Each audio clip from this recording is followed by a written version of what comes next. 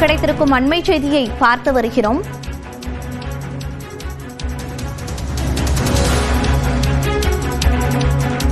கடலூர் அருகே சிப்காட் சாயப்பட்டறை தொழிற்சாலையில் ரசாயன நீர் கொண்ட டேங்கர் வெடித்து விபத்து ஏற்பட்டிருக்கிறது.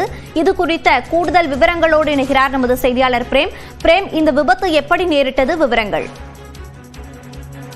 மோனிஷா, கடலூர் அருகே ரசாயன தொழிற்சாலையிலிருந்து பாய்லர் வெடித்ததால் தற்போது அருகாமையில் இருக்கக்கூடிய வீடுகளில் ரசாயன கழிவுகள் ஆறாக ஓடக்கூடிய காட்சி தான் நம்மளால் பார்க்க முடிகிறது. குறிப்பாக கடலூரிலிருந்து சிதம்பரம் செல்லக்கூடிய சாலைகளில் சிப்காட் பகுதி அமைந்திருக்கிறது. இங்கு ஏராளமான ரசாயன தொழிற்சாலைகள் அமைந்திருக்கக்கூடிய நிலையில் குடிகாடு பகுதியில் லாயல் சாயப்பட்டறை தொழிற்சாலை என்பது அமைந்திருக்கிறது. இந்த தொழிற்சாலையில் நள்ளிரவில் ரசாயன சுத்திகரிப்பு மைய பாய்லர் என்பது வெடித்து சிதறி இருக்கிறது. இதனால் அருகாமையில் இருக்கக்கூடிய சுமார் 20க்கும் மேற்பட்ட வீடுகள் முற்றிலுமாக இடிந்து விழுந்திருக்கிறது.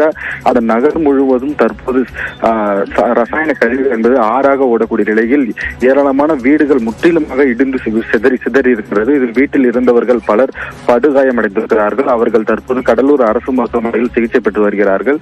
இந்த குடிகாடு கிராமம் முழுவதும் ரசாயன தொழிற்சாலை ஆறாக சாலையில் ஓடுவதால் தற்போது ஊருக்குள் கிராம மக்கள் வசிக்க முடியாத நிலையிலே ஏற்பட்டிருக்கிறது. தற்போது தீயணைப்புத்துறை அதிகாரிகளும் வருவாய்த்துறை அதிகாரிகளும் தற்போது வருகை தந்து விசாரணை என்பது நடத்தியிருக்கிறார்கள். சுமார் 3 மணி நேரத்துக்கு மேலாக தீயணைப்புத்துறையினர் இந்த ரசாயன கழிவுகளை தற்போது கட்டுக்குள் கொண்டு வந்திருக்கிறார்கள். இருப்பினும் இந்த பகுதியில் ரசாயன கழிவு என்பது அதிக அளவில் இருப்பதால் இன்னும் கண்ணெரிச்சல் மற்றும் பல்வேறு உபாதைகளுக்கு தற்போது இந்த பகுதி மக்கள் அவதிப்பட்டிருக்கிறார்கள். எனவே உடனடியாக மாவட்ட நிர்வாகம் இங்கு மெடிக்கல் கேம்ப் நடத்த வேண்டும் என்பது கோரிக்கை இருந்திருக்கிறது. அதே போல் உடனடியாக கிராம பகுதியில் புகுந்திருக்கக்கூடிய அந்த ரசாயன கழிவுகளை உடனடியாக அகற்றவும் தற்போது கோரிக்கை இருந்திருக்கிறது.